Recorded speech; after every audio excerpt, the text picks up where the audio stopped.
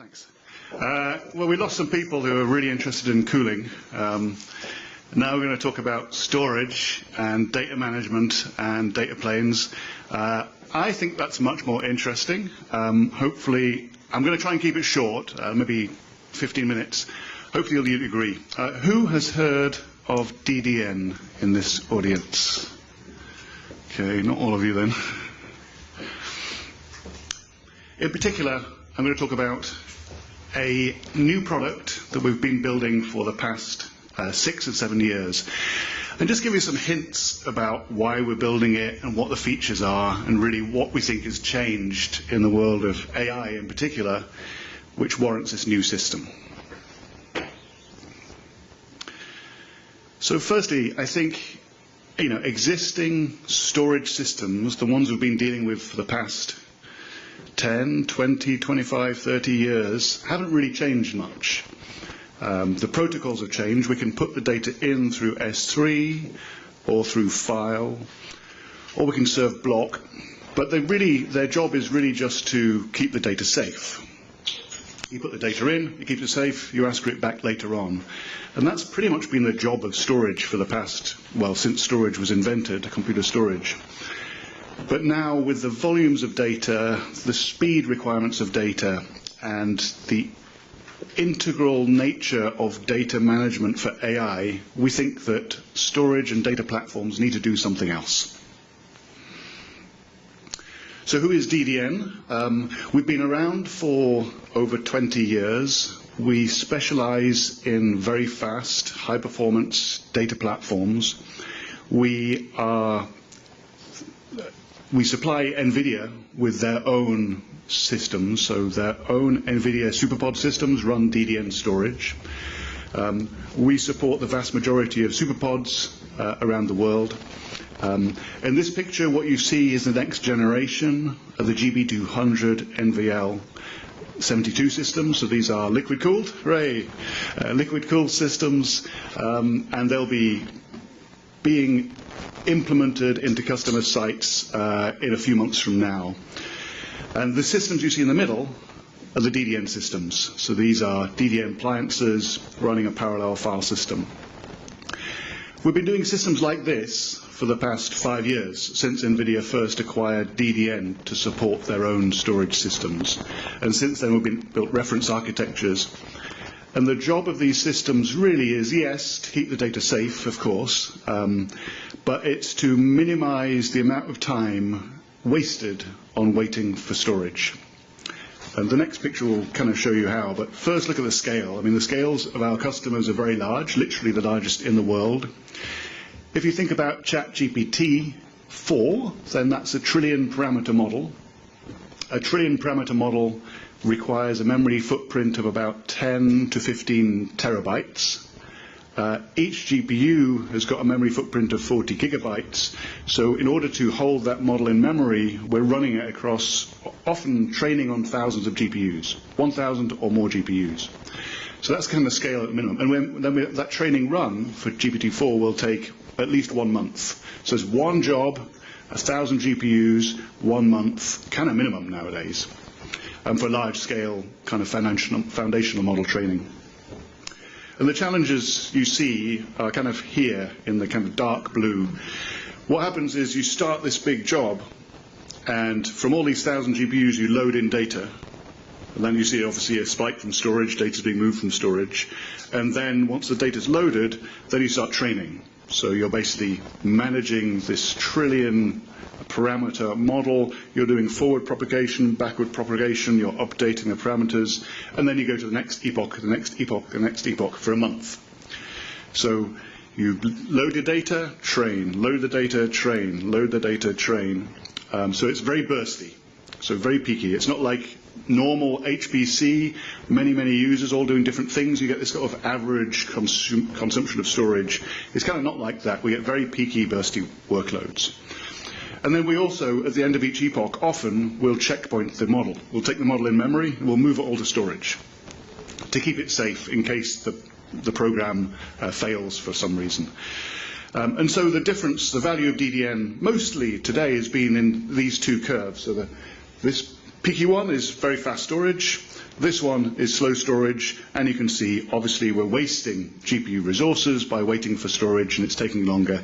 And the point is that these GPU systems are $100 million, $200 million, $1 billion. They're very, very large.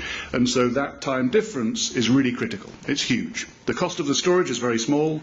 The amount of time we can save on these very large systems is very, very large. So that's been really the essence of DDN's story to date in AI. But now there's a complexity element to the problem. It's not just about speeds and feeds. That's still important.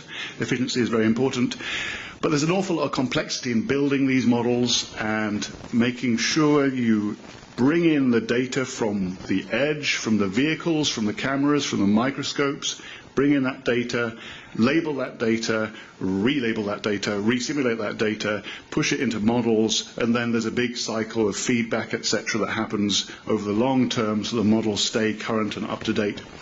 In fact, it requires multiple elements of complexity for storage. One is massive amounts of metadata, typically shared infrastructure. So often with these NVIDIA cloud partners, for example, there's more than one company, organization, working on the same machine. The data is distributed by its nature, so you've got to handle that. And then there's also the security aspect, of course. So we think that storage natively, without additional bits and pieces, should be able to do a better job in providing a solution to all these other problems. And the limitations of today's data platforms is they don't really reduce complexity and cost, because we talk to a large autonomous driving company, they have multiple cities, etc. They've got hundreds of databases managing the metadata, multiple object stores, multiple file systems. There's a lot of storage, different storage systems, and it gets highly complex just to manage the physical infrastructure. And we really need to enable radical advances. So right now we're in a period where the AI development process is changing. 1 year upon another year, there's new ways of developing models, new ways of associating metadata and doing that model management. And if you've got a very complex infrastructure, it's very hard to change from old way to new way. So we need a much simpler hardware environment in order to do that. So we developed DDN Infinia, and we started 7 years ago, so a long time ago, developing this new software architecture, purely software-based. It is, if you like, a storage system, but really it's more than that. It's a data platform, and we support multiple different ways of accessing the data. It's purely software-defined. We're 100% scale out. We don't require anything of the underlying hardware. It'll run on Intel, AMD, ARM, in the cloud, in containers, etc. So at its heart, it's a very modern enterprise data storage environment. But it's got some special smarts, and we're not going to talk about all of them here. I just want to give you maybe like 6 minutes worth of some of the special features we've built into this system. So first, just to repeat myself, scale-out software. You run it on a set of standard servers at massive scale, and then you can expose the data with S3, with file, with block, with SQL metadata queries. And so it acts like a storage system, but it's not. It's distributed, and it can handle distributed data. So I'll talk about one fun problem, which is this one. I hope you understand my picture. People really like S3. So S3, who's heard of S3? People know S3, right? Maybe a little bit? Put your hand up. Yes, they do. Ish. So S3 is basically what, in AWS, they kind of invented it. It's the object storage protocol. And developers love it, right? It's a nice way of requesting and moving data about and handling metadata. It's got a lot of good features. Easy to scale, easy to manage distributed data. The main challenge is it's not fast. So when you use AWS and you request an object from a data store, it's probably going to take you 1/10 of a second to get a response. That might not sound too slow, but in storage terms, that's really slow. And it's slow because of these things here. There's various native properties of using S3 that makes it slow. You're using this RESTful API call. It's not accelerated. It's kind of single-threaded. And we've got lots of backwards and forwards in order to do one transaction. So replacing inefficient data paths is part of DDN's job. And typically, when you buy a storage system, you think, oh, how fast is this storage? Right? And you go, oh, I'm going to get 100 gigabytes a second or a terabyte a second. Actually, sometimes it doesn't matter at all, because it's all about the path. The applications are only going to be accelerated if this path is accelerated. And if this path is slow, applications are going to stay slow. Doesn't matter how fast your storage is. So what we've done is we've used NVIDIA's Bluefield systems, which are typically in the compute systems, and we've changed the shape of how storage works. As I said, this is purely software defined. We've changed the shape of where the storage components are. We've moved some basically into the application, or very close to the application. And now that data path, which was slow in the previous slide, is now, I mean, it's still slow, but it's now tiny. It's actually non-existent. We've squeezed it to 0.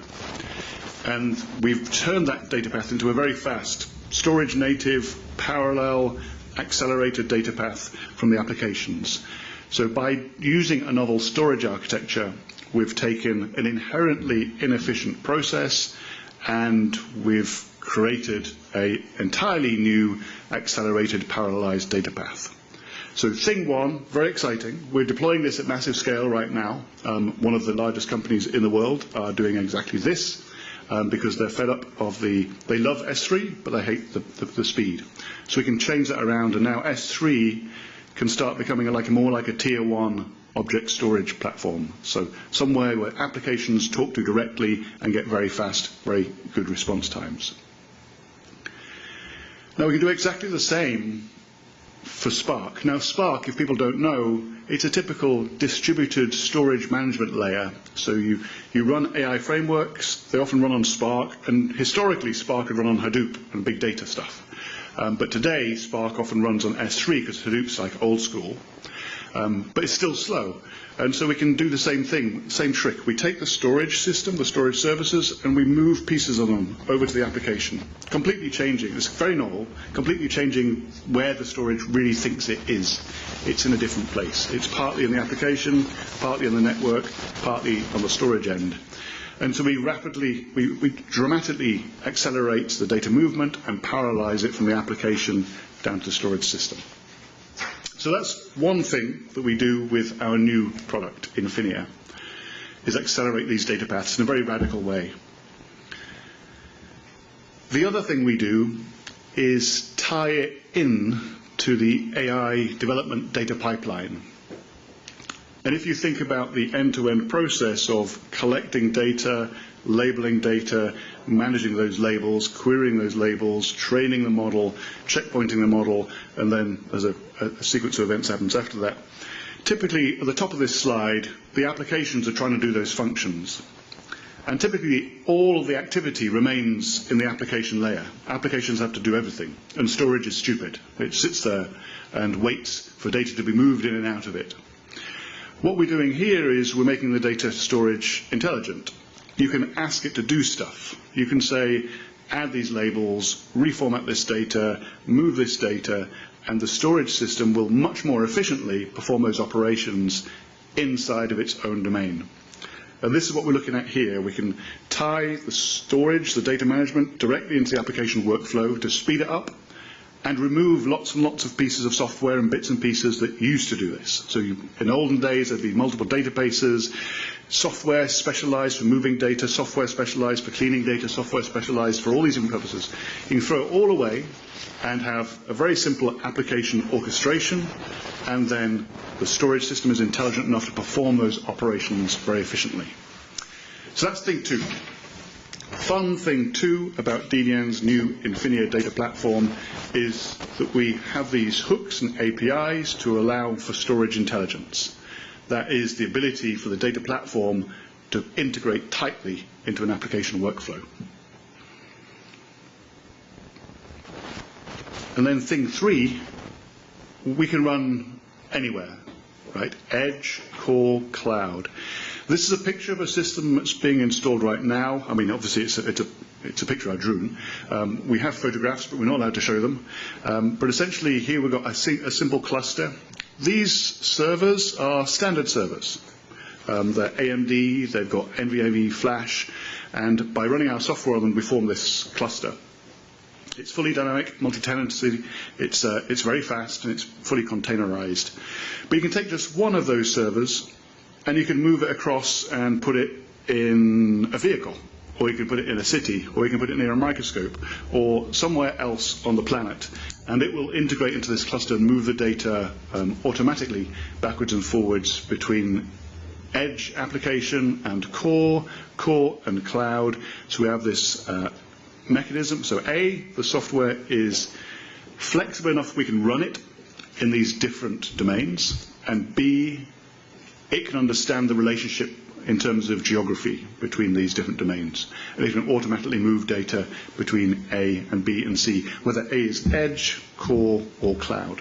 And currently we run at massive scale on Google Cloud, which is typically our favorite public cloud right now is working with Google because they're friendly people, and we've got very large scale systems running there. Okay, that was it. I didn't want to take too much time. So hopefully you've learnt a few fun things. A, DDN is bringing to market a very exciting new software-defined data platform. And it's got very special qualities that you don't find anywhere else for supporting end-to-end AI development. Thank you very much.